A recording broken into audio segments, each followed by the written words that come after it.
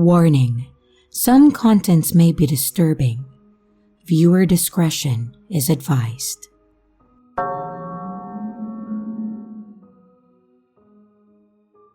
Halloween was finally here, and my 8-year-old daughter, Lily, was ecstatic. Her adorable and very pink costume, a fairy princess complete with a wand and some glittery wings, had been picked out weeks in advance.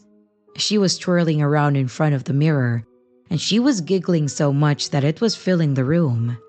I smiled. Seeing her so excited almost made me feel the same. Her enthusiasm was just so contagious. Safe to say, I was a happy mommy seeing my baby like this.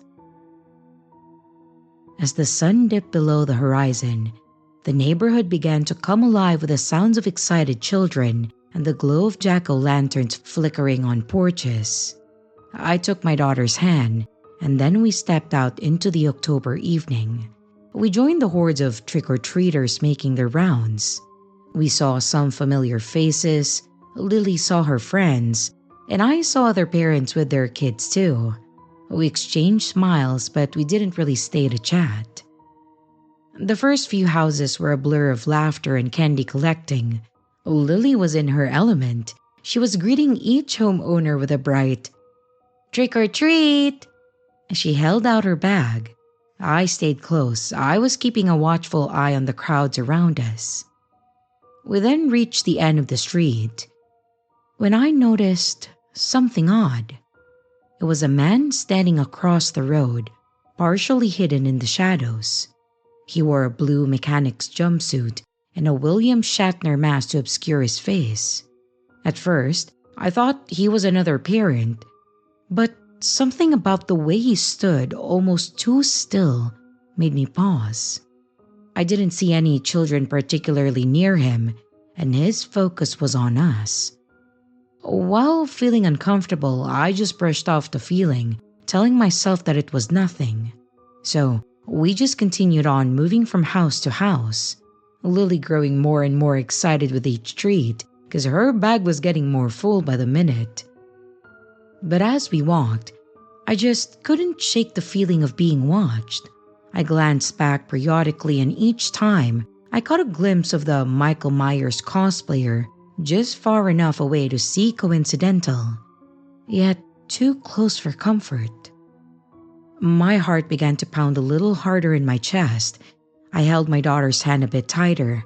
I was trying to maintain my composure for her sake. We then reached another house, and as she ran up to the door, I took a moment to scan the street again. The man was still there, but closer now. He was standing at the edge of a neighbor's garden and watching us. I told myself to remain calm, that it was probably nothing.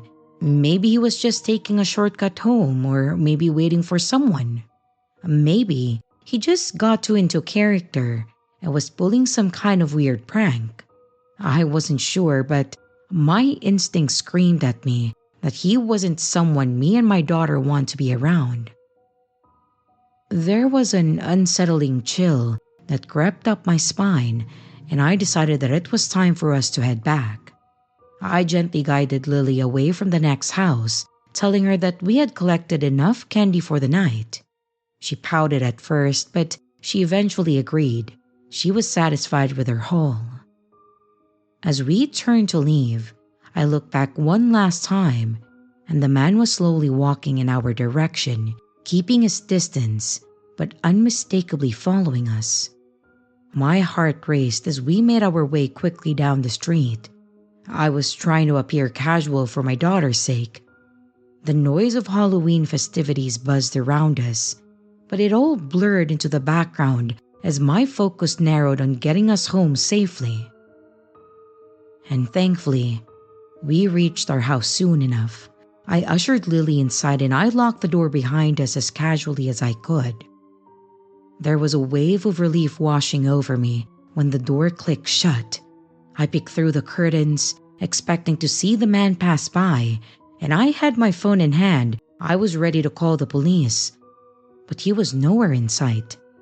The street looked the same as it always did on Halloween, busy and festive. that night, after Lily had fallen asleep, I couldn't shake the sense of vulnerability that I had felt. I replayed the evening in my mind, second-guessing myself, wondering if I had imagined the whole thing. Or maybe I was just overreacting. But no, deep down I knew that there was something wrong. Even if it was a busy street, people can be weird, especially on Halloween night. Well, it's safe to say that I did not sleep very well that night, and for a couple of nights after that.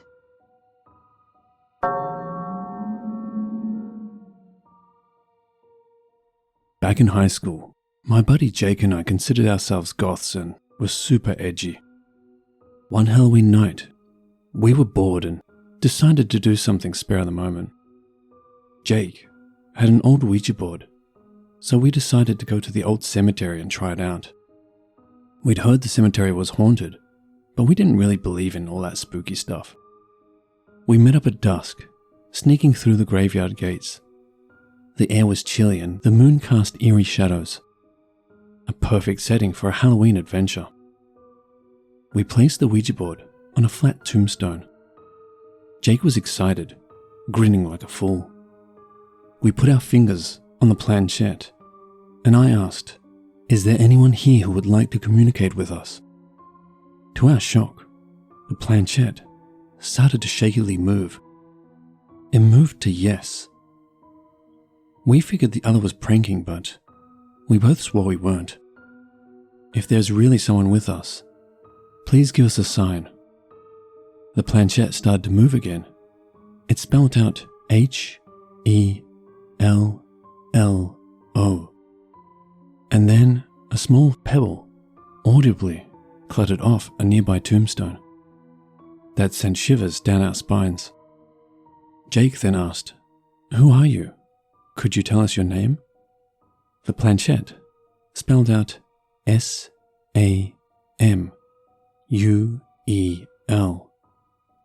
We didn't know any Samuel. The graveyard felt different, heavy, like we were being watched. It may have been my imagination, but I was sure it felt colder, and the air was heavier to breathe. Curiosity got the best of us, so we kept asking questions. Samuel knew things he shouldn't, like my grandmother's name who had passed away, and Jake's mother's maiden name. Fear crept in, but we kept going. Then, things got darker. Samuel spelled out G-E-T-O-U-T. Get out. We were taken aback, but also stubborn. We asked why. It responded with D-A-N-G-E-R. Danger. Just then, the air went icy, and shadows seemed to come alive. We heard whispers and footsteps all around us, but no one was there. The weird thing was the whispers were seemingly in our ears at times, like someone was whispering into them, even though we were the only two there. Jake was freaked out, and so was I. We tried to end the session, but the planchette wouldn't move. Panic set in, our hearts racing. It spelt F-O-L-L-O-W. We didn't want to, but we had no choice. We grabbed the board and ran. The atmosphere was suffocating, and the shadows chased us. It felt like they were right behind us, trying to grab us. As we dashed through the graveyard, we heard a wailing sound, like a ghostly cry. We didn't look back. We were too terrified to see what was pursuing us. Finally, we reached the gates, and as we crossed, we heard a loud thud. We glanced back, and there at the entrance was a figure, misty and ethereal. We screamed and bolted. We didn't stop running until we reached Jake's house, hearts pounding, breathless. Back then, we weren't the athletic type, so I vomited a little bit from the overexertion. We knew that we had narrowly escaped something. That Halloween taught us a lesson. Some things are better left untouched, whether you believe in them or not. We don't talk about it much these days. I'll never forget that ghostly chase in the old graveyard.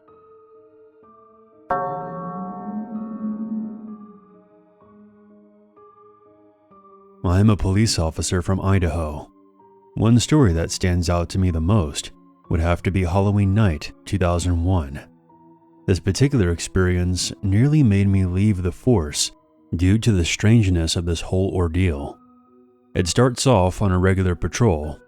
My actual partner was sick, but somehow still managed to attend a Halloween party I would later find out. So I was stuck with a crotchety racist who I really didn't like. About an hour in, he spots something past a thicket on the side of the road. "Hey, look, what are those guys up to?" We stopped to see what looked like a bit of an impromptu costume orgy.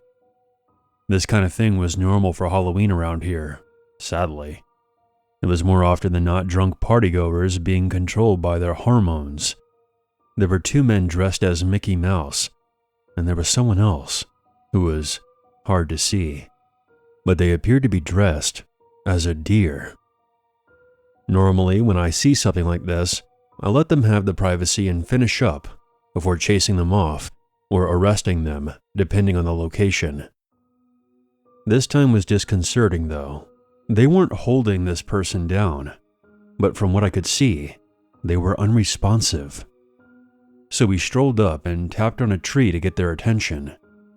They didn't stop canoodling, but what we saw made us jump back, and I'm not ashamed to admit that I vomited on the spot. This is the part where I say that what I saw was the single most awful thing I have ever seen in my life.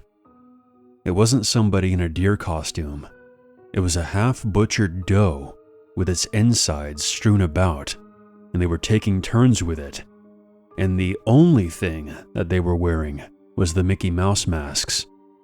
The mental image is really fresh in my mind even after all these years.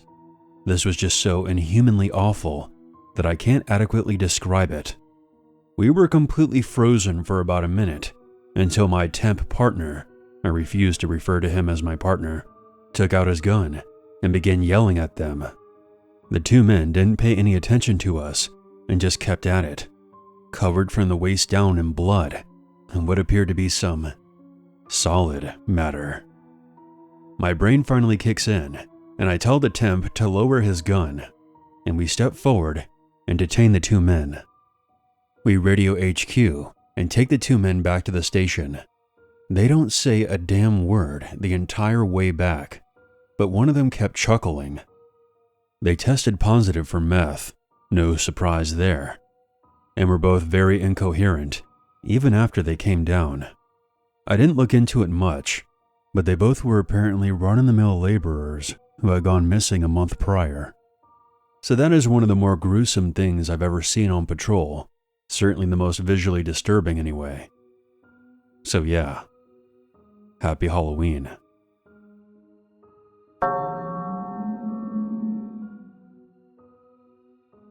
I have a short but honestly terrifying story that happened to me about 15 years ago on Halloween night. For some background, I live in a fairly decent little town outside a major city. It's more of a growing suburb than anything, and it's mostly pretty quiet.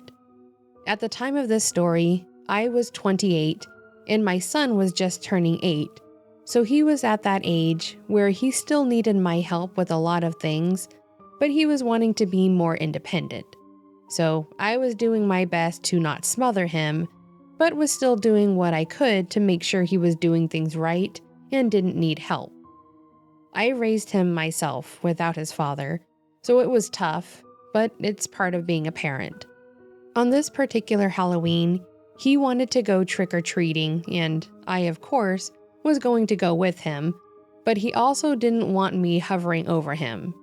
He was, in his words, big enough to go to the door alone and knock.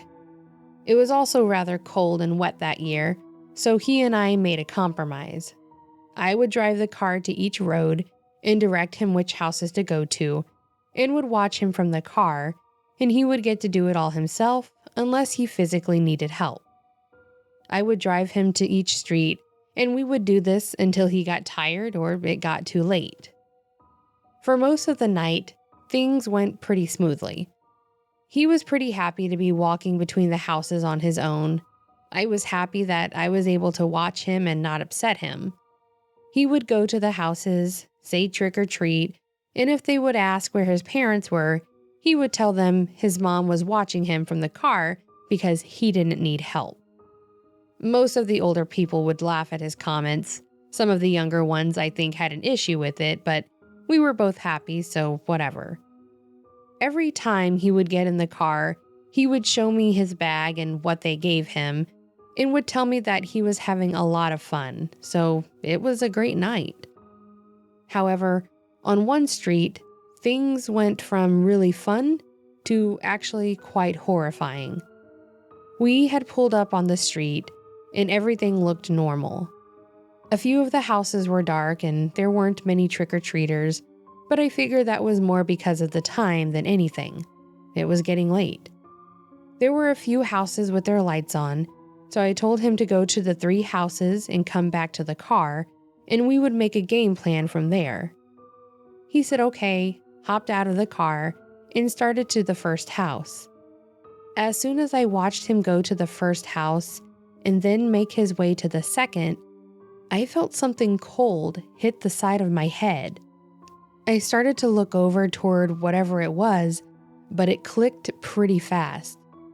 There was a guy dressed in all black holding a gun to the side of my head, and he very quickly told me to get out of the car and not make a scene. I was obviously panicking. My son was at one of the houses, and he was going to come back to the car soon, so I wasn't going to do anything to make this guy want to pull the trigger. I told him okay, that I would do what he was asking, and opened the door and stepped out. As soon as my feet hit the pavement, he shoved me off to the side and jumped into the car, and then took off down the road going way too fast. Thankfully, there weren't many people on this road at the time, because with how fast he was going, he wouldn't have been able to stop if a child had walked out into the road. I stood up, still freaking out, and I immediately ran over to the house that my son was at. He was still getting candy from them when I walked up, and the old man at the door looked up and smiled, asking if I was his mother. I said I was, and I think that he realized something was wrong right away based on my tone. I started to tell him what had just happened, and as soon as I said it, I pretty much started bawling.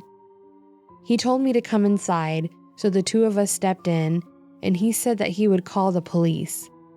His wife came over and asked what happened, and he told her, and honestly, the whole thing was such a terrifying and embarrassing mess.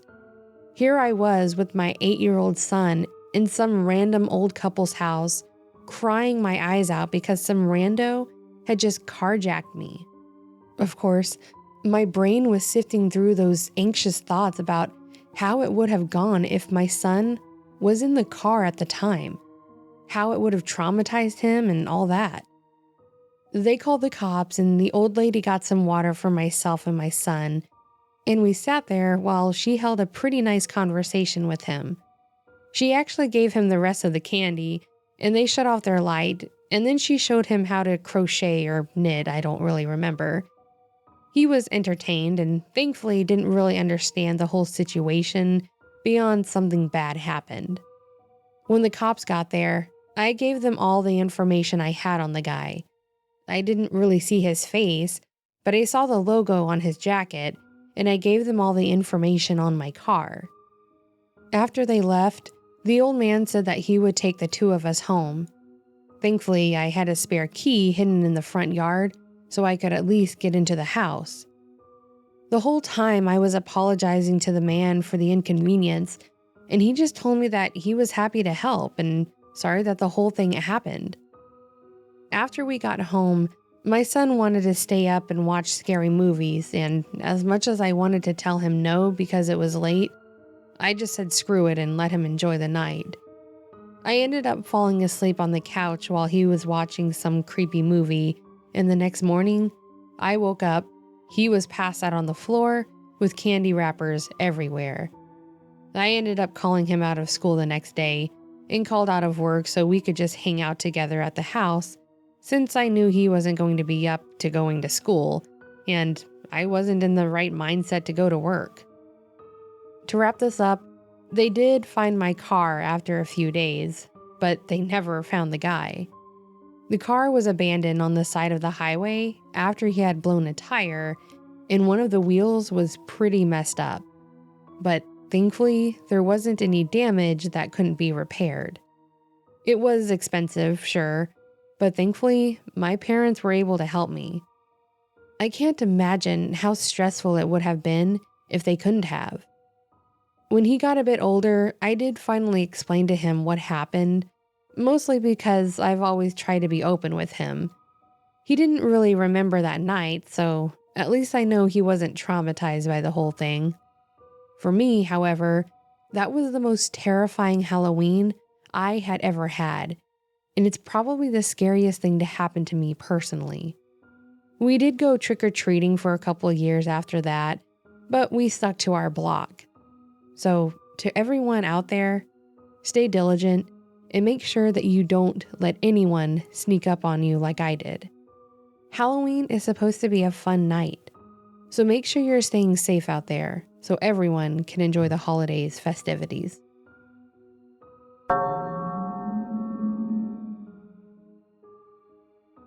When I was a university student, I landed a job working in a coffee house. It was only part-time, so I was able to balance it out well with my studies. It gave me a good independent feeling.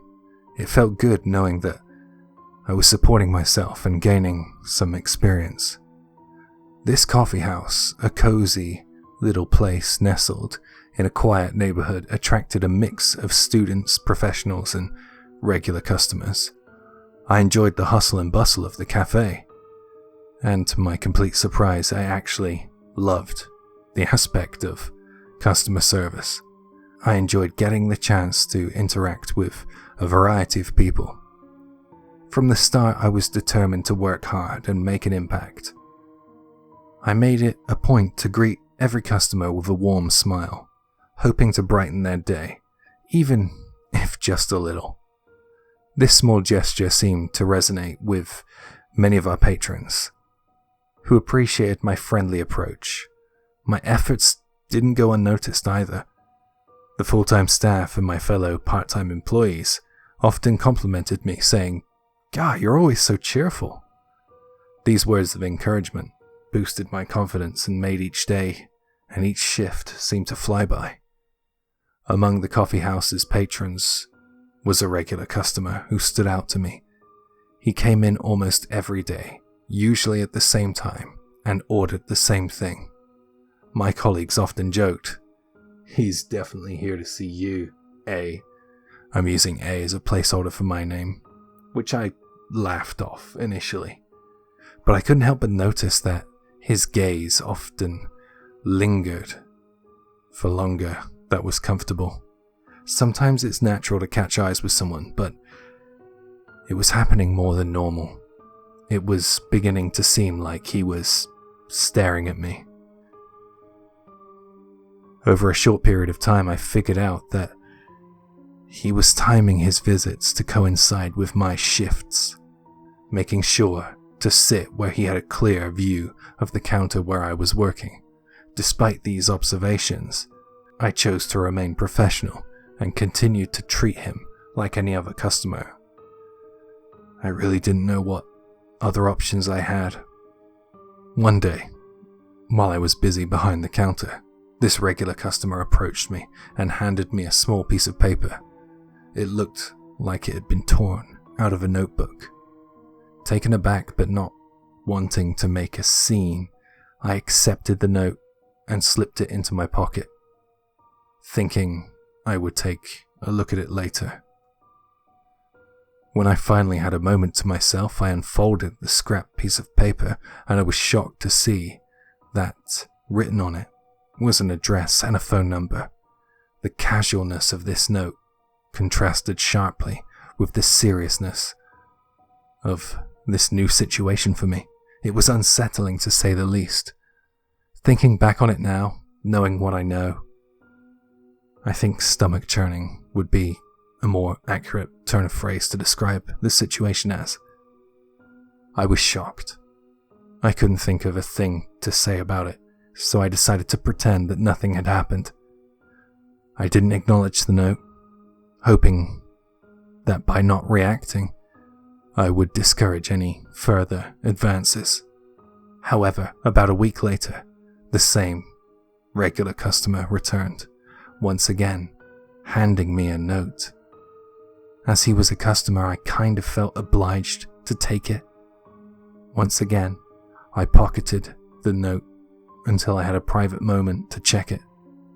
By the way, I realize how naive I was being.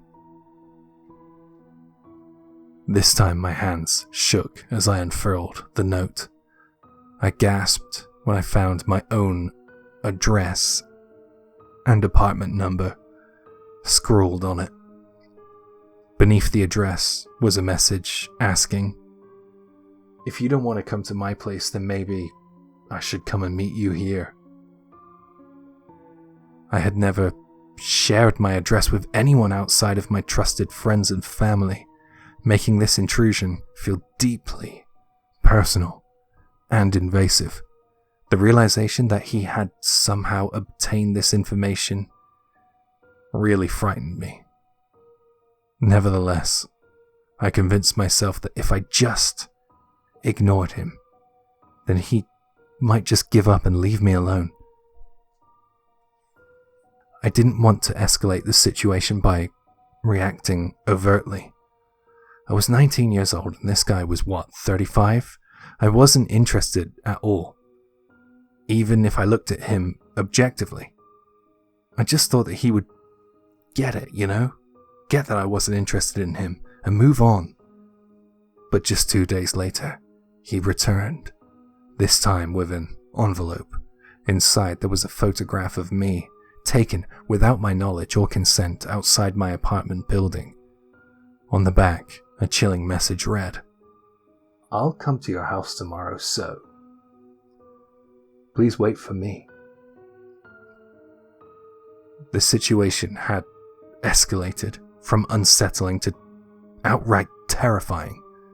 The photograph indicated that he was watching me outside of work, violating my personal space and sense of safety.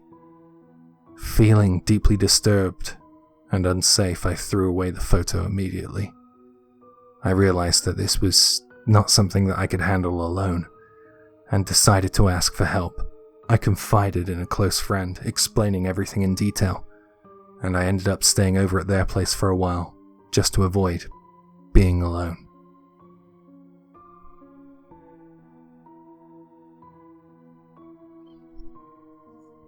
I didn't want to go back to work, because the idea alone of returning to work became a source of anxiety. The coffee shop, once a source of happiness for me, now felt like a potential trap where that man could appear at any moment. I shared my concerns with my co-workers, who were supportive and promised to be vigilant for me. They assured me that they would keep an eye out for this guy and prevent any direct contact between him and me. Although their support was comforting, it did little to alleviate the fear that had taken root in my mind. 3 days crawled by. I was on the edge during each of those shifts, but for some reason my regular customer, turned stalker, didn't show up. But on that 3rd day, things changed. I went to the back of the coffee house to take out the trash, a routine job that I had done hundreds of times before. However, this time was different. As I opened the door, I saw him standing there, waiting for me. The sight of him left me frozen in place, my mind racing, my body unable to move. He was holding something that looked like a knife. I couldn't see it clearly. Part of it was hidden in his sleeve. Then, with a voice that carried a mix of confusion and anger, he asked, "Why are you ignoring me?" He hadn't gone away. He was just lying in wait for me. In a state of panic, I blurted out, "I'm sorry, but I like someone else." It was a lie. A desperate attempt to diffuse the situation and create some distance. His response was chilling.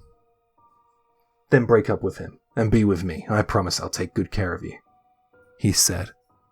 His tone, insistent, unsettling, and emotionless. His words were not a request, but a demand, as if my feelings or choices were irrelevant. I continued to apologize, unsure of what else to do. The reality of the knife in his hand made every word feel like it could be my last. Then, he said something that made my blood run cold. "If that's how it is, then maybe I'll just do what I want." And he slowly revealed the knife he had hidden in his sleeve. He started playing with it, moving it from hand to hand. I was paralyzed with fear, unable to scream or call for help. At that crucial moment, a male staff member came out from behind, his voice booming. "What do you think you're doing?"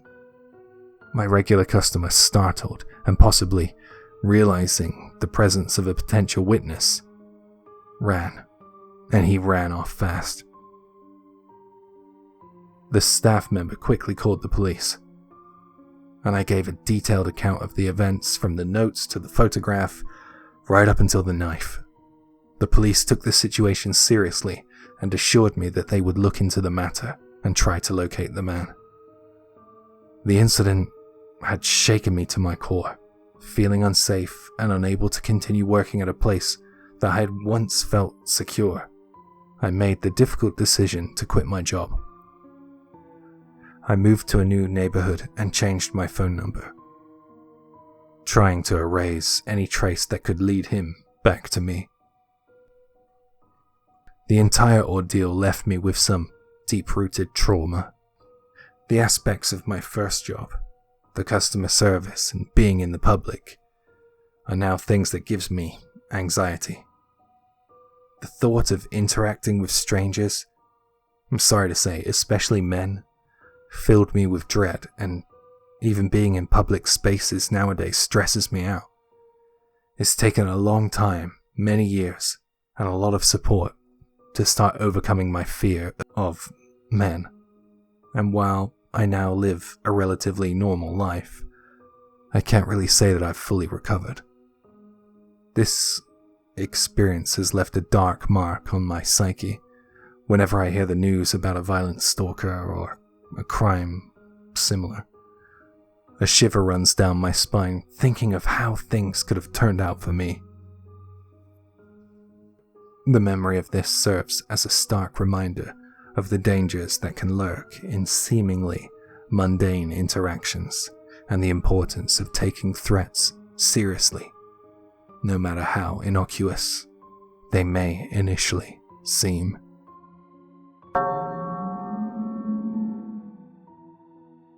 Halloween Bumblebee. This happened 2 years ago at a Halloween party that I hosted in my college apartment. Every time I'd tell someone this story, their reactions would either be in disbelief or they would just straight up laugh. My party was to start at 7 p.m., and some of my friends sent me a message saying that they were on their way. They were just pre-gaming at another friend's house. A couple minutes have passed. Me, my sister, and 2 other friends were getting ready upstairs when we heard my front door unlock, and it sounded like someone was entering my house. I excitedly took a peek from the 3rd floor looking down the 1st, and my friend and I saw what looked like our other friend in a bumblebee costume walking down from the 2nd floor to the 1st. I yelled out his name, and I told him to come upstairs and chill with us, but he ignored us. Now, me being excited and all, I ran all the way to the first floor to catch up with him and ask him to come up again. Well, when I went downstairs, no one was there, and my door was locked, and it didn't seem like anyone had entered at all. It also felt extremely cold, even though I had my windows closed and the heater on, as if there was some sort of presence there. Before coming to uni, I've lived in a haunted home in the Philippines for years, so I know what it's like when there's a presence or an entity around. The hairs on the back of my neck raised when I called my friends to ask if they stopped by or whatever, and they said that they haven't even left, and they were still pre-gaming. To top it off, nobody else in my friend group has a copy of my keys, so it was beyond impossible for them to even enter. I thought I was the only one that was imagining things, but my friend pulled me over and asked me if I saw what he saw too.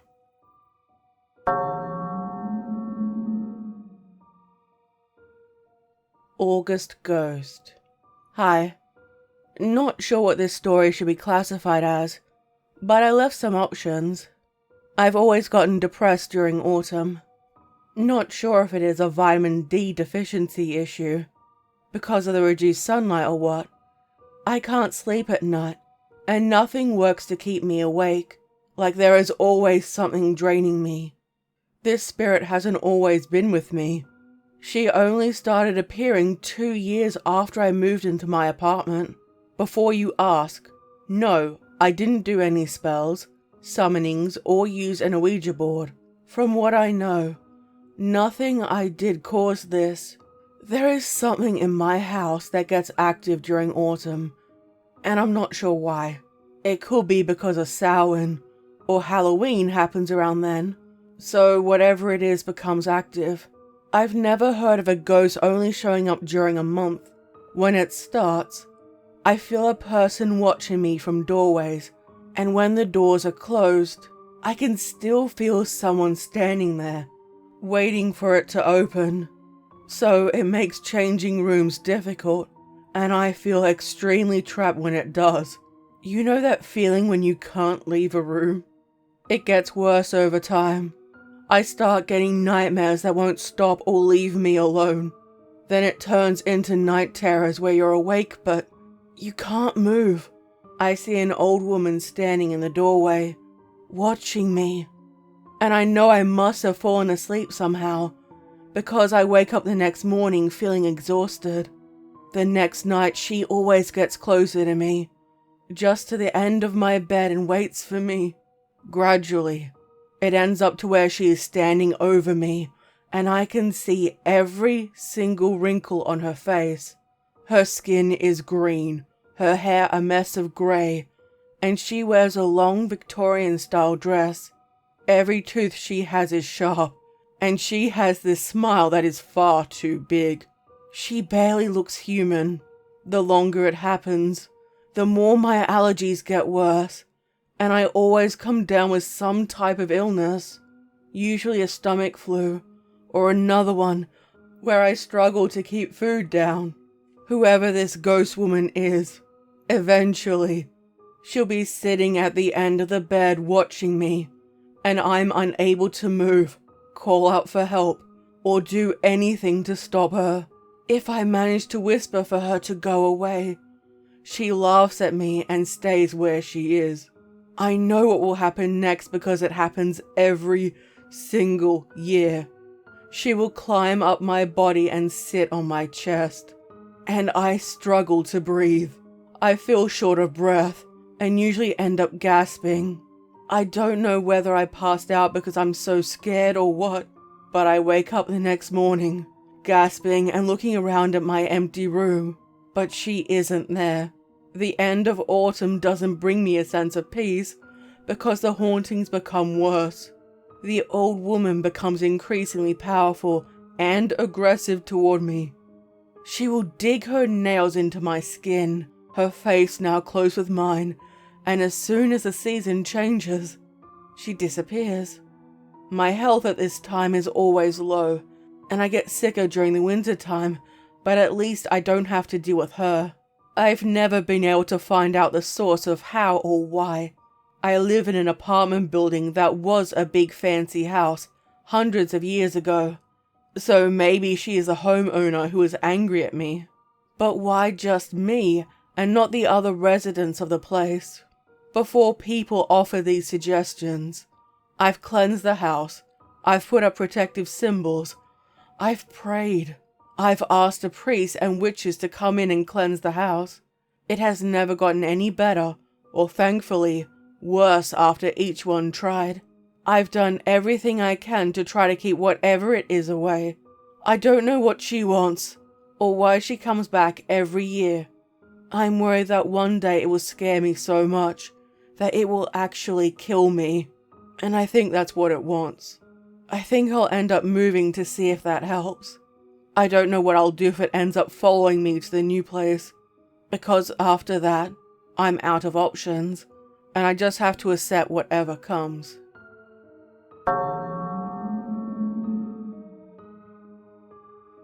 This happened about a decade ago, and was one of the most terrifying things that had and has ever happened to me in all my years alive. I came out of it mostly unscathed, but mentally, I was distressed for a long time after this happened. It was a chilly Halloween night, the kind that kind of bites at the nape of your neck and drags you down, making you tired within the first hour or two. My husband, Mike, had taken our little girl, Sophie, out for her very first trick-or-treating experience, and I got to stay home and hand out candy. I wasn't upset about that. I wanted her to have a good time, but I also knew that we were going to have a lot of trick-or-treaters coming through, as we have every year that we've lived there. I wanted to be there to see how she managed, but Sophie has always been a daddy's girl, so she wanted him to go with her. It's alright, I get it. I was the same way at her age. I set up a cozy little area by the window, complete with my blanket, hot chocolate, and my old Kindle, just waiting for the doorbell to go off. I would read a few pages and have to set it down to give out the candy to the kids that came by. I was actually enjoying it, having some alone time, but getting to talk to some kids about their costumes. There were some pretty fun ones. There was one girl that was a zombie hot dog that was amazing. And I remember just how happy that little girl was when I told her how much I loved her costume. As the night went on, the rush obviously started to dwindle, and I was getting more and more of my book read in between each doorbell ring. It was around 8:45-ish when the doorbell rang again, the first time in quite a while. I opened the door expecting to see a group of kids smiling at me, but instead I was met with a lone, tall figure. He wore a grimy, tattered suit and a grotesque mask that seemed strangely out of place. It was simple, mostly just plain and white, but splattered with red to look bloody. Bit old for trick-or-treating, aren't ya? I tried to joke, but I could hear my voice wavering slightly. The man didn't reply to me at all. He just lifted his hand as if he was expecting candy. I was all for ending this interaction, so I dropped a few pieces of candy in his hand, and after a few moments of us just standing there silently, I kind of smiled and said something like, well, Happy Halloween. He sort of tilted his head at me and didn't move, so I went ahead and shut the door and locked it. I tried to shake off the odd feeling, telling myself that it was Halloween, and he was just really playing the character, so the creepiness should have been expected. But my comfort was short-lived. A few minutes later, I heard what sounded like a tapping coming from the back of the house. I initially thought that it may have just been a branch tapping on the window or something like that. I walked into the kitchen, and I glanced out into the backyard. and what I saw caused my heart to skip a beat. There, standing on my back porch, seemingly just standing there and studying the back door, was the man in the suit with the bloody mask. I could see what looked like a pry bar in his hand, and he was holding it like he was about to use it to pry the door open. I stood there for a few moments, shocked and scared, but after a few seconds, he glanced over and we made eye contact. When we did, he lifted his free hand and waved, which freaked me right the hell out. As soon as I pulled back, I heard him starting to kick the door, trying to bash it open with his foot. I'm gonna be honest, I didn't really know what to do. This man was trying to kick the back door open, and I didn't know if I should hide or run, and where I would run to. I decided that running was my best bet, and within seconds, I was making a dash to the front door, unlocking it and running out onto the front sidewalk. I figured if nothing else, this would put some distance between myself and him, and if he was trying to get to me, then he would have to run around the house and jump the fence, which gave me some time to get to the neighbor's house or something, which is actually what I did. As soon as I got out onto the front sidewalk, I ran to the left towards the closest house with the lights on, and started banging on the door. An older gentleman answered the door, holding a candy bowl and holding a bit of an annoyed look on his face. His stare changed to confusion when he saw me, and I started telling him that someone was trying to break into my house, and that I needed him to call the cops. Thankfully, we did kind of know each other in passing. We weren't close, but he knew who I was, and I knew who he was. So, he mentioned for me to come inside, and asked me what all had happened. I told him about the creepy guy that came to the door, and then told him that, before I ran out of the house, that same man was trying to kick in the back door. He nodded, grabbed his phone, and quickly dialed 911. After about 7 minutes, the police pulled up in front of his house with their lights flashing, and I went out to meet them. They asked me to tell them again what had happened, and I explained the whole situation to them. When they checked the house, the man was no longer there, thankfully. But every room between the back door and the living room looked like it had been ransacked. He had thrown the dining room furniture all around the room, and had pretty much destroyed the living room. But nothing was missing, and he was already gone. I described him to the cops, and they said that they would be on the lookout, but without knowing what he actually looked like, there was very little chance of ever finding him. Mike and Sophie got back home while all of this was unfolding, and I had to tell Mike about the man and explain the whole thing. He was obviously not very happy that this happened. There was never any indication that they actually caught the guy, and with the exception of the door being messed up, a couple of busted dining room chairs, and my Kindle being completely destroyed, nothing else had been damaged. We turned the lights off after that in an attempt to dissuade any late trick-or-treaters from stopping by. That Halloween actually did scar me mentally. Every time the doorbell rang, I would tense up and jump slightly, even though I knew that it wouldn't be him. After that, the spookiness of Halloween kind of lost its appeal to me, and when that night rolled around the next year, we both went with Sophie to do her trick-or-treating. There was no way in hell I was going to stay home alone again after all of this played out.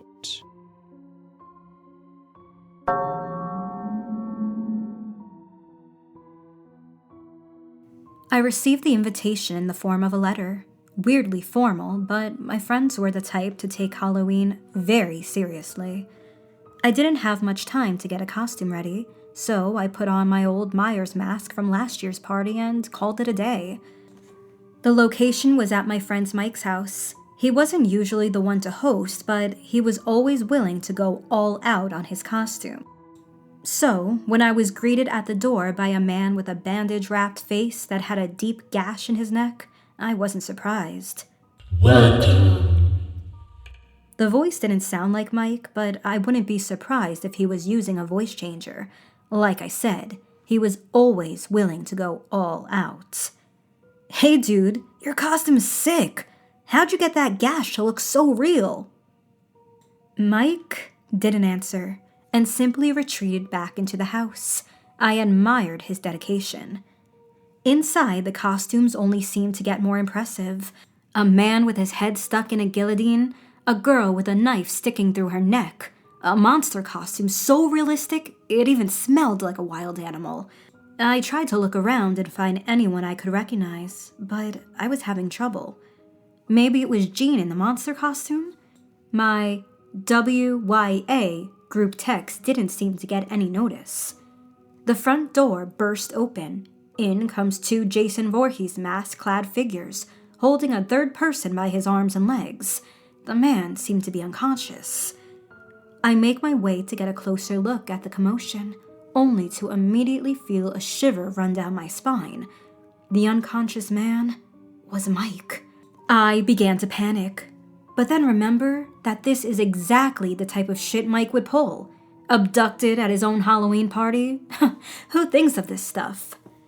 I hear the sound of heavy footsteps and turn to see the bandage-faced man approach the new arrivals.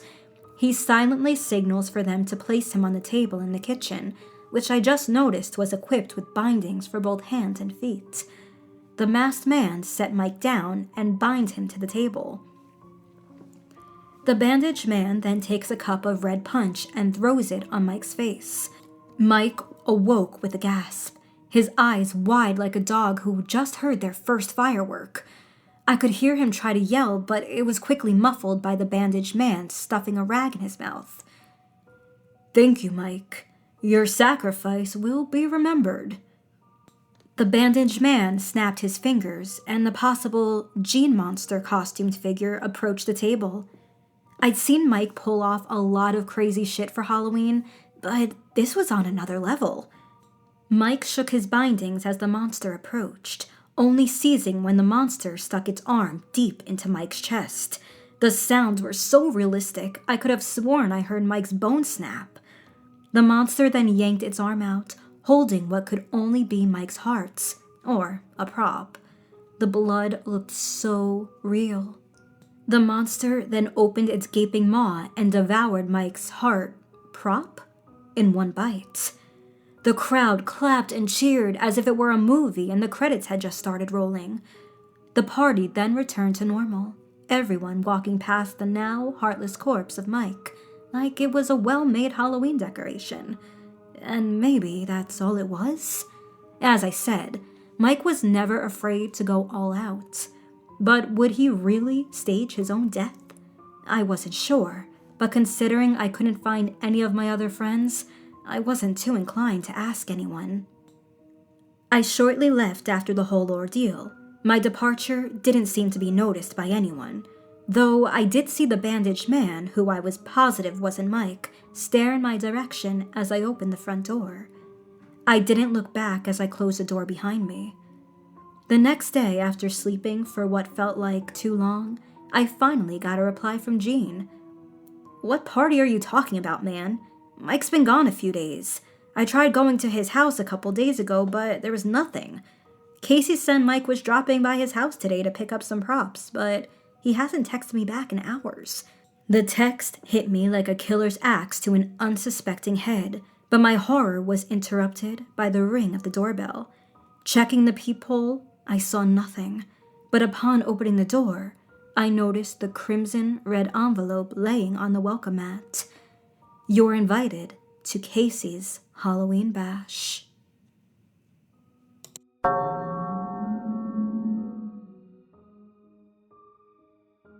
Last Halloween was my senior year of high school, and my friends wanted to do something special. We went to a haunted house, a corn maze, and a hayride before finishing the night off with an escape room. But that last part is where things went wrong. We didn't actually know about the escape room until we were leaving the hayride. On the walk back to the parking lot, We ended up talking to one of the other customers, and he asked if we'd heard about it. He said other people had been talking about it all night and seemed fairly impressed. It was set up in a warehouse just outside of town, but it was so dark that when we got there, we almost kept driving. But then a man with a glow stick waved us in. He said that they just started closing but didn't mind staying open for one more group. It was just after 11:30, so that seemed like a pretty reasonable story. We were led into the warehouse, where a woman with a cash box took our $15 cover charges, and then we were led through a small waiting area. As we entered the actual escape room, he said the door that we came through would be barred.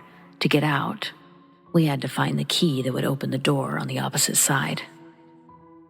Once the four of us were shut in, the lights dimmed considerably, and we quickly realized all of the decorations were extremely cheap. Like worse than what you would see at a first grader's Halloween party. The door we were meant to exit had been held shut with a padlock, so the search for the key began. The large space was filled with shelves, tackle boxes, tool chests, and filing cabinets. Many of them also required keys to open, and we moved those to one location. After several minutes of intense searching, we had a handful of keys and nothing else. There were no riddles, no codes, no pictures, just hundreds of keys and half as many locks. To say we were disappointed is an understatement. We all took a handful of keys and started trying them everywhere. Once certain they were duds, we threw them into a discard pile and moved on to the next. Occasionally, we would get something open only to find another key ring inside. After 30 minutes of this, we were pretty much over it. We banged on both of the doors saying we forfeited, but no one came to let us out. Next, we tried to find a number for the place online, but all of our phones said no service. We couldn't even get a text to send. The girls became frightened, which made Jared and I feel the need to act tough. We threatened to break down the door if someone didn't let us out, and then we actually tried, but all we did was hurt our shoulders. My girlfriend suggested it was a trap, and I tried to convince her that it was all part of the experience, an extra thrill designed to compensate for the lack of atmosphere, but I didn't believe it. We really had no choice but to keep playing or waiting until someone found us, and we didn't know how long that would take. For the next 3 hours, we painstakingly tried every key and every lock, until we found one that opened a filing cabinet, which contained a small, locked chest. After another hour, we found one that opened the chest.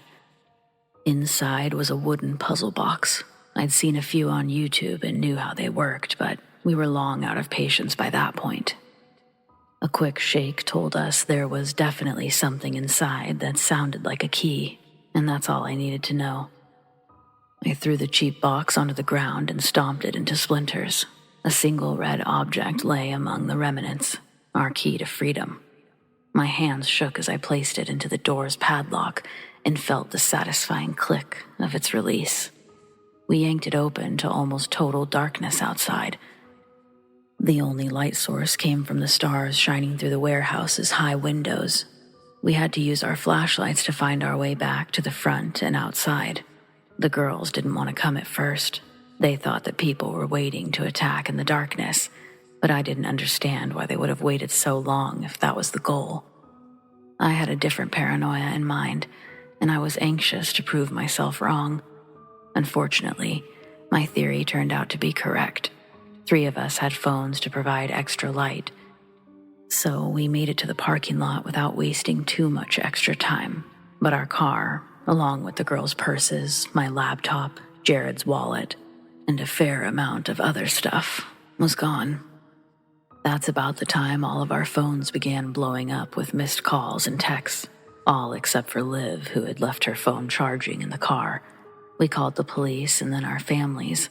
Everyone showed up within a few minutes of each other, and we explained the whole story. Apparently, the same thing had happened to other groups of kids in other states over the previous years. They had all been out just like we were, and around midnight or later, someone randomly told them about a new escape room. It looked closed when each party arrived, and then a man suddenly offered to stay open a little longer if they wanted to stay. The guy's description matched the same person we saw. So please, if you're out making the rounds this year and someone recommends a new escape room you didn't know about, just skip it.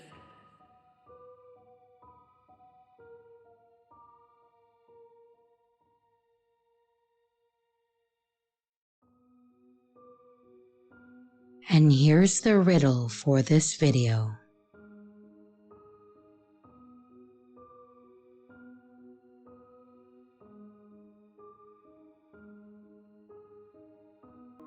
Hello everyone, it's your creepy sister here. Thank you so much for watching the video. I really appreciate it. I would also like to give some extra love to my Patreon members, my channel members, and also my tippers. Thank you so much. If you would like to extend a little bit more support for the channel, don't forget to leave a like and a comment down below. If you would like to become a Patreon member, a channel member, a tipper, or even to buy merch, check out the links in the description below. Again, thank you. And I hope you stay scared, because your fear feeds me.